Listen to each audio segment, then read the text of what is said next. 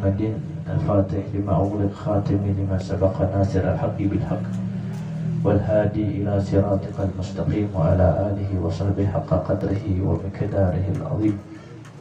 اللهم صل وسلم على سيدنا محمد مفتاح باب رحمة الله عدد ما في علمنا صلاة سلاما دائمين بدوام ملك الله وعلى آله وصحبه ومن تبعه بإحسان إلى يوم اللقاء الله وبعد. الحمد لله hadratul kiram, para habaib yang dirahmati Allah Subhanahu wa taala, yang sangat kita muliakan, sangat kita cintai, para alim ulama, tokoh-tokoh agama, ustaz dan ustazah yang dirahmati Allah Subhanahu wa taala. Alhamdulillah, hadirin dan hadirat yang selalu dalam naungan rahmat Allah Subhanahu wa taala.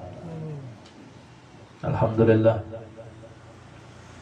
tadi kita sama-sama membaca Ratibul Haddad, Ratib yang disusun oleh Maulana Imam Habib Abdullah bin Ali Al-Haddad, yang memiliki keutamaan yang sangat besar, keutamaan yang banyak.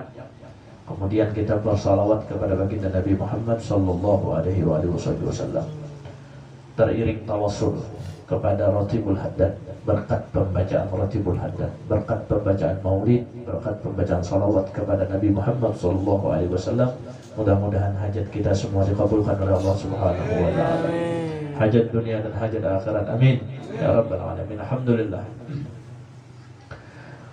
Kembali malam ini kita pertemuan, yaitu sebagaimana lanjutan daripada kajian-kajian di sebelum Ramadan. Kemudian ini masih masuk di bulan Syawal, penghujung bulan Syawal. Kita masih membahas tentang Sama'ilul Nabi, Sama'ilul Rasul. Sama'il, pujian, cerita, akhlak baginda Nabi Muhammad sallallahu alaihi wasallam. Dikatakan oleh Habib Umar bin Muhammad bin Hafiz di dalam Maulid Adiyahul Lami, Alhamdulillah alladzi hadana bi'abdihil mukhtari man da'ana. Alhamdulillah,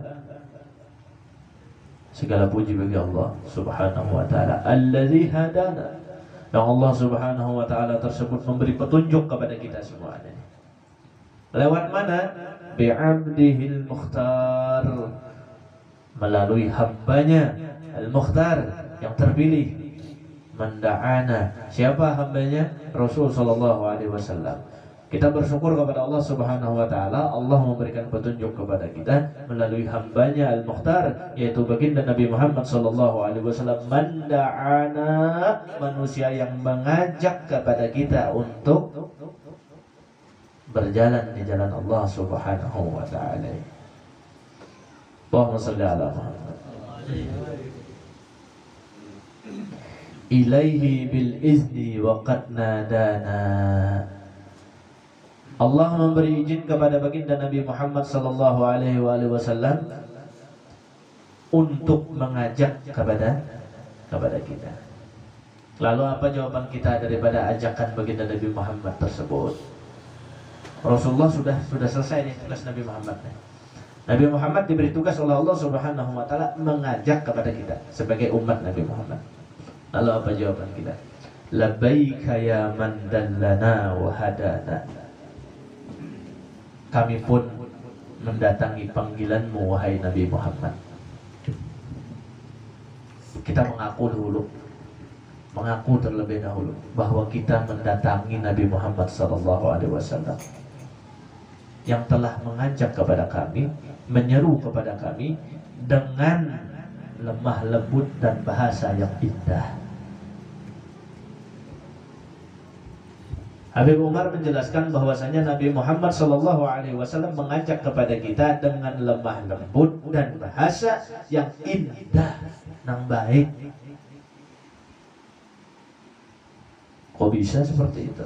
Dalil Al-Quran mengatakan, Allah Subhanahu wa taala memberikan contoh lawan kita.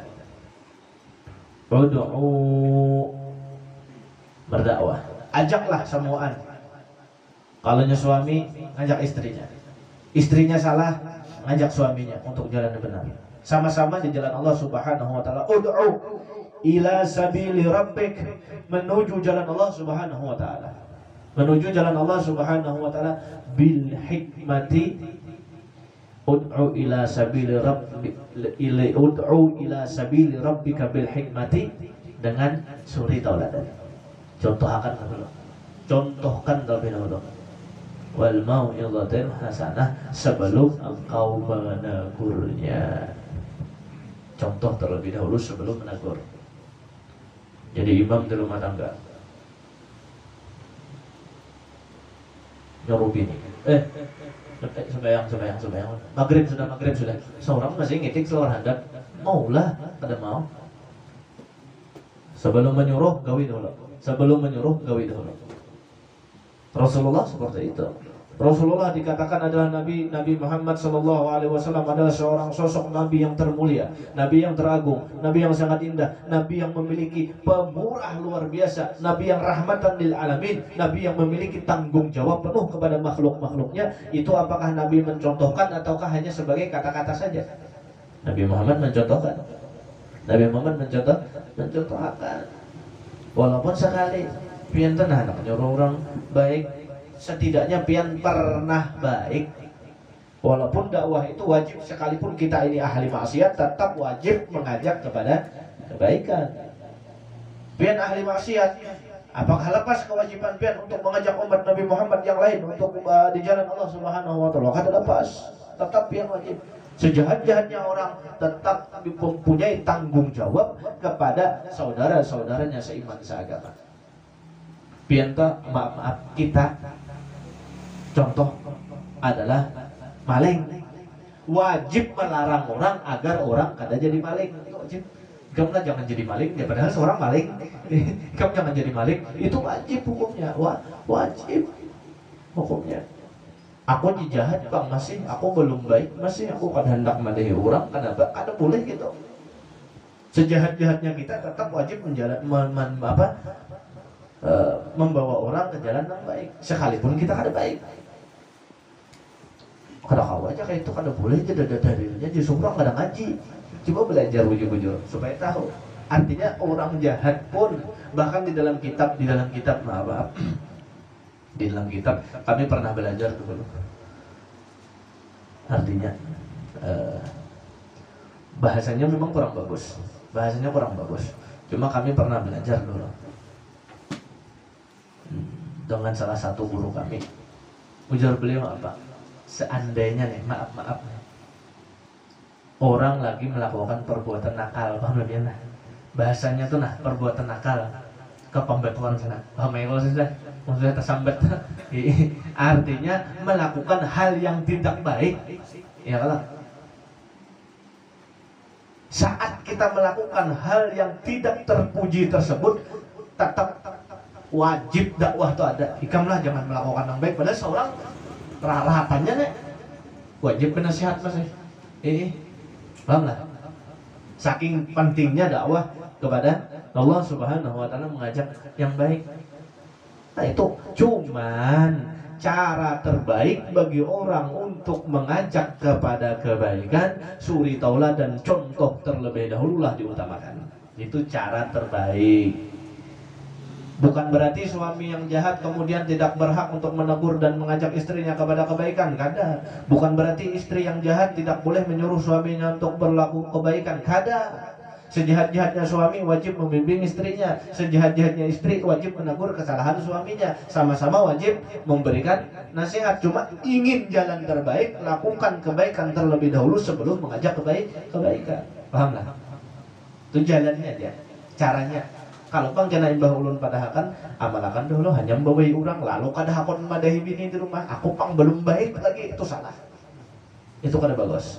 Memang ada mengatakan dalil, ada mengatakan fa'alimun bi'ilmihi lam ya'malan mu'adzabun min qabli ubadil wasan. Orang alim yang tidak mengamalkan akan ilmunya, punya ilmu kada diamalkan, maka disiksa terlebih dahulu oleh Allah Subhanahu wa taala daripada penyembah berhala. Ini sebagian daripada perkataan ulama.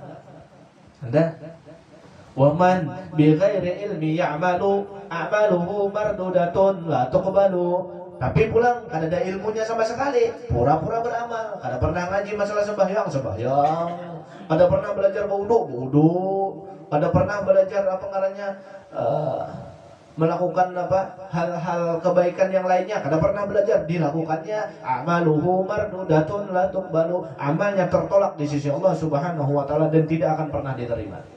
Artinya belajar kalau amal umpat-umpatan kada sah. Belajar supaya diterima oleh Allah Subhanahu wa taala. Kewajiban manusia di dalam dunia ini ada dua. Yang pertama mengamalkan ilmu pengetahuan, yang kedua mengajak orang agar tahu dengan ilmu pengetahuan kita. Mengamalkan ilmu pengetahuan, kemudian menyampaikan ilmu pengetahuan. Dua.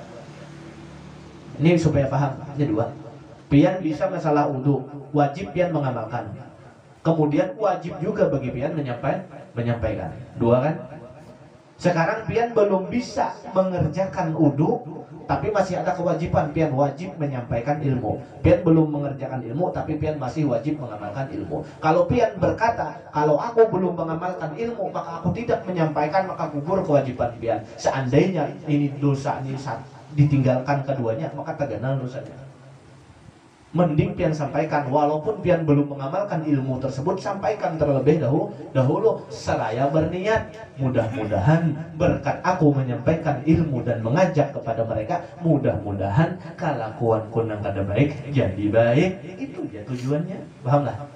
Nah itu cara-cara guru-guru kami bahari menyampaikan. Jadi bila ada orang memadahakan bahwa belum diamalkan ya kalau usah disampaikan dahulu, jangan kada boleh. Itu lain manhaj, lain aturan Rasul sallallahu alaihi wasallam. Rasulullah sallallahu alaihi wasallam mengajak kita labbaik ya man dallana. Labbaik itu pun bahasa Banjar halus. Makanya bilanya orang Arab tuh dikiau, misalnya Muhammad pun labbaik itu jawaban halus. Kalau dia orang Jawa nun pun gih ya kalah, nah kayak itu nah. Jadi bila jadi kiau kena misalnya ngarannya misalnya Ahmad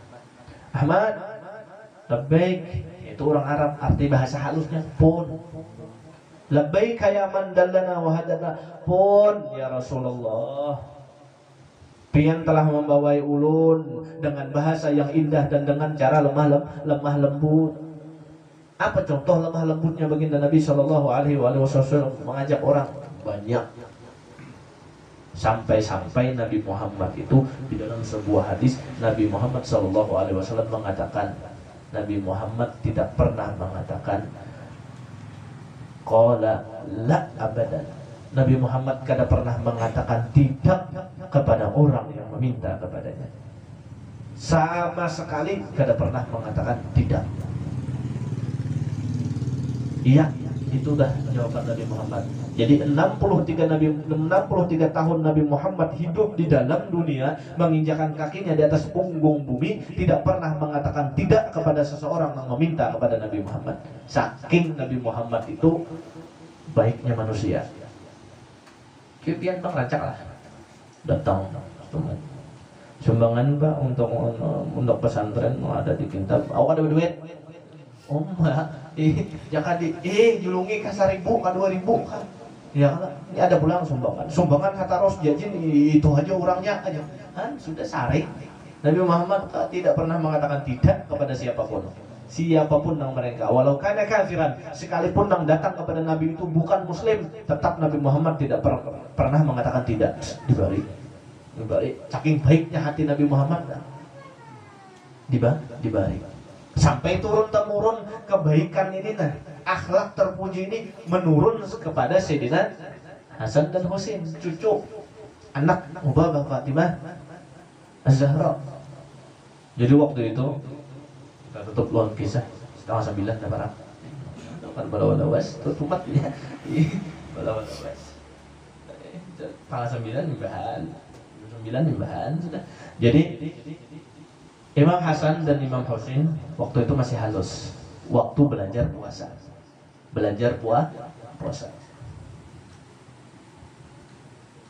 Jadi ketika belajar puasa,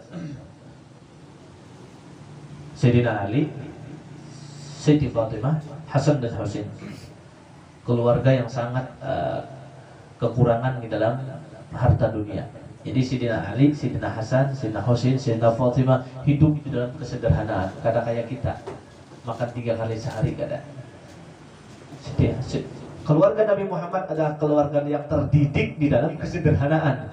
Bukan mereka itu miskin kada, tapi dalam kesederhanaan. Artinya apa? Kemewahan tidak dimiliki oleh mereka. Apabila ada harta berlebih, mereka mampu menghabiskan hartanya untuk jalan Allah Subhanahu wa taala. Diberikan harta itu, diberikan, sumbangkan sana, sumbangkan sini, sumbangkan sana, sumbangkan sini, sampai kadang memiliki harta sama sekali. Sayyidina Hasan dan Husain saat itu puasa bertiga. Beliau melakukan puasa. Dijelaskan di situ puasa, kada tahu puasa Ramadan atau puasa sunnah, kada tahu.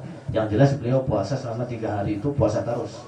Hari pertama ketika puasa ada orang bersedekah 2 biji roti, 4 biji roti, 4 biji roti.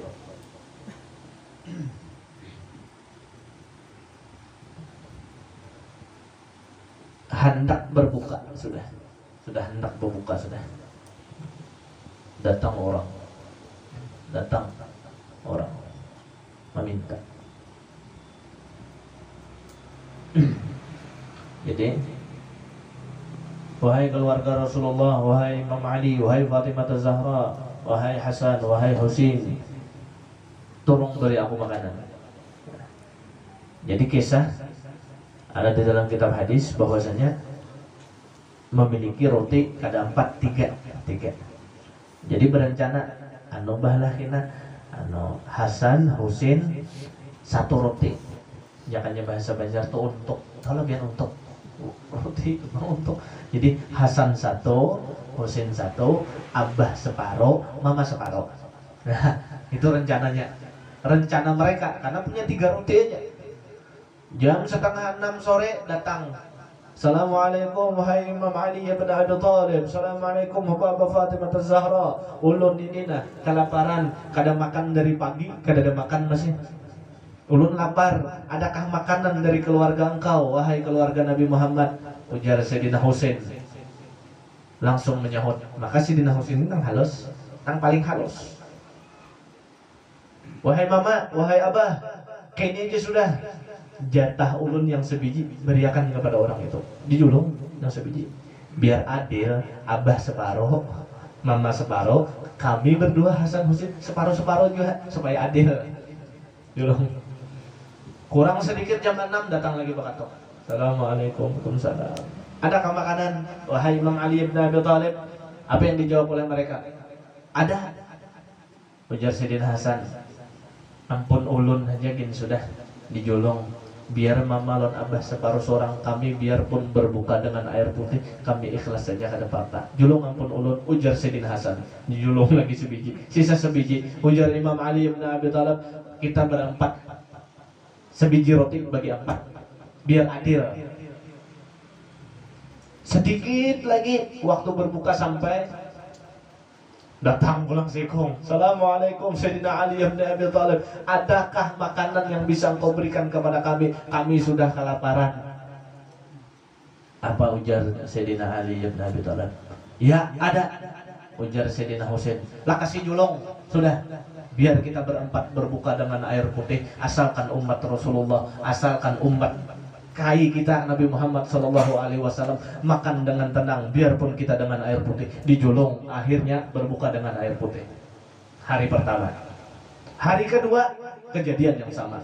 Hari ketiga kejadian yang sama pun terjadi, sampai Jibril turun mengatakan, pantas wahai kalian apabila kalian termasuk daripada keluarga rahmatan lil alamin, orang yang rahmat kepada seluruh alam semesta. Cocok 3 hari berbuka dengan air putih, hanya memberi tamu.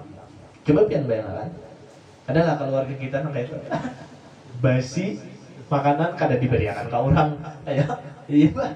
Basi, amun untuk aja bakulan, kada diberikan ke orang. Keluarga Nabi Muhammad kan ada yang menyimpan-nyimpan harta sampai bebasi-basian, kan ada. Saking apa? Saking mulianya mereka keluarga Nabi Muhammad sallallahu alaihi wasallam. Cocok diberi nama ya labbaika ya man dalana wa hadana, nabi yang memiliki kata lemah lembut dan peribahasa yang indah yang tidak pernah menyakiti siapapun. Bahasa Nabi Muhammad itu ada pernah menyakiti siapapun. Dan banyak lagi cerita-cerita tentang kehebatan daripada Nabi Muhammad SAW. Bahkan sampai Nabi Muhammad sudah meninggal dunia masih bertanggung jawab kepada umatnya. Pernah terjadi orang sugih ya Allah, bangkrut. Orangnya orang alim coba bangkrut,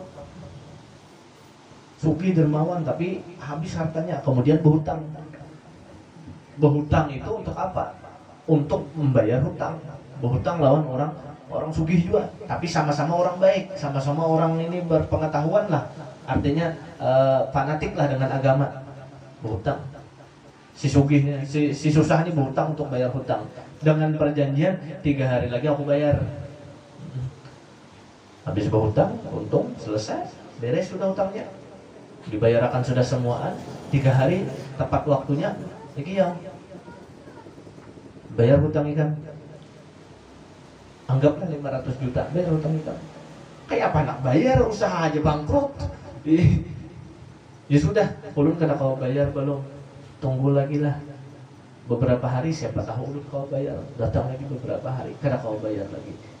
Sampai dipanggil ke hadapan hakim. Hakimnya orang alim juga. Sampai dipanggil ke hadapan hakim. Iki yang, kenapa kamu berhutang kata kau bayar? Belum lagi. Ulun janji isuk bang hendak bayar. Ujar yang memberi hutang, tidak bisa. Apabila ingin bayar esok harus ada jaminannya. Kayak apa Pak Hakim? Iya, harus ada jaminannya biar hutang itu bayar. Spontanitas keluar karena orangnya ini orang yang ahli ibadah, orang yang ada salawat. Spontanitas Nabi Muhammad sebagai jaminannya. Mukatar hakim, Nabi Muhammad dijadikan jaminan hutang. Nabi Muhammad dijadikan jaminan hutang. Hakimnya orang alim, mukatar ya hakim. Kenapa ini Nabi Muhammad? Aku kalau ini akan memutuskan hari ini, jaminannya Nabi Muhammad. Aku kada wani juga. Ya sudah, biar sudah. Tunggu esok inya bayar.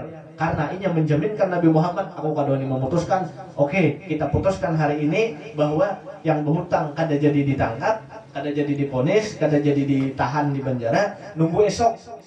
Kenapa? Karena jaminannya Nabi Muhammad. Kita tunggu esok. Apabila inya bayar, maka beres hutangnya. Bila inya kada bayar, hanya ditangkap. Takutan juga hakim. Malam pertama sampai malam nang berhutang kata kau guring. Kenapa aku makan menjaminkan Nabi Muhammad? Nabi Muhammad dijadikan jaminan hutang. Sebagai contoh kisah aja nih, saking bertanggung jawabnya Nabi Muhammad lawan umatnya. Malam pertama ada seseorang saudagar yang sugih, yang luar biasa, ya kan? Bermimpi bertemu dengan Rasulullah Sallallahu Alaihi Wasallam. Bermimpi,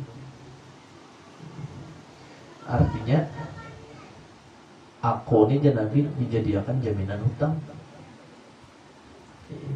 Hakun lain kan membayariakan hutang si Anu itu kepada si Anu. Tolong bayari hutang itu tadi. Jadi ujar saudagar yang sugih, siap ya Rasulullah. Tapi Nabi sudah paksa siap. Seorang ingin mensugih ditanya ya Rasulullah, kayak apa ada siap langsung tuh bang. Sudah mendapatkan kebahagiaan yang orang mengharapkan kebahagiaan itu selama ini.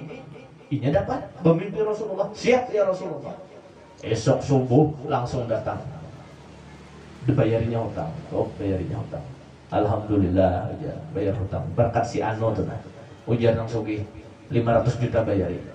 Yang tadi berhutang didatanginya juga berkat ikam, dia menjaminkan di Rasulullah, aku memimpi lawan Rasulullah. Ini karena ikam ini menjaminkan Rasulullah masalah hutang. Aku bermimpi Rasulullah, rasa terima kasihku bisa bertemu Rasulullah melalui jalur ikamku balik semiliar hari ini. Ayo, berkat menjaminakan nama Rasulullah, rahmatnya Rasulullah lawan umat. Cuma pian jangan coba-coba kalau ketulahan. Mentang-mentang ada kisahnya kayak itu, lalu boleh aja banyak hutang aja. Nabi aku jaminakan kalau ketulahan bener. Ini kan sebagai kisah menceritakan tentang betapa tanggung jawabnya Nabi Muhammad kepada umat-umat beliau. Makanya dikatakan ilaihi bil idni wa qad nadana labbaika ya man dalana wa hadana. Lemah lembut Rasul sallallahu alaihi wasallam dengan peribahasa yang terbaik yang disampaikan oleh Nabi Muhammad sallallahu alaihi wasallam untuk mengajak kita. Mudah-mudahan berkah barokah. Mudah-mudahan diterima Allah semua amal-amal kita. Amin. Ya Rabbal Alamin. Ya Mujibas Sa'ilin. Minggu kayaknya kita sambung lagi ceritanya di bait yang selanjutnya. Salla alaikallahu bari'ukal ladzi bika ya musaffa khassana wa habana. Kita kisahkan pulang. Ini sampai tuntung ini menceritakan tentang budi pekerti Nabi Muhammad SAW. Ilmu yang kita ambil hanya bisa di cerita-cerita ini. Betapa indah, betapa agungnya dan betapa bagusnya akhlak Rasul Sallallahu Alaihi Wasallam. Itu aja yang kita kisahkan. Nah, kalau hendak belajar yang lain, malam Rabu kita buka pengajian pembacaan sifat 20 tentang keesaan, keagungan dan sifat-sifat Allah Subhanahu wa taala. Jam kurang lebih 8:30 dimulai, kurang lebihnya itu malam Rabu. Kalau malam Sabtu kita khusus menceritakan tentang budi pekerti Nabi Muhammad Sallallahu Alaihi Wasallam. Mudah-mudahan kabul hajat beratan, dosa diampuni Allah Taala beratan, amal diterima oleh Allah Subhanahu Wa Taala beratan. Amin ya Rabbal Alamin. Allazina amanu tatma'innu qulubuhum bi dzikrillah. ألا بذكر الله تطمئن القلوب أفضل الذكر فاعلم أنه لا إله إلا الله لا إله إلا الله الموجود في كل الزمان الموجود في كل زمان لا إله إلا الله لا إله إلا الله المعبود في كل مكان المعبود في كل لا مكان إله إلا الله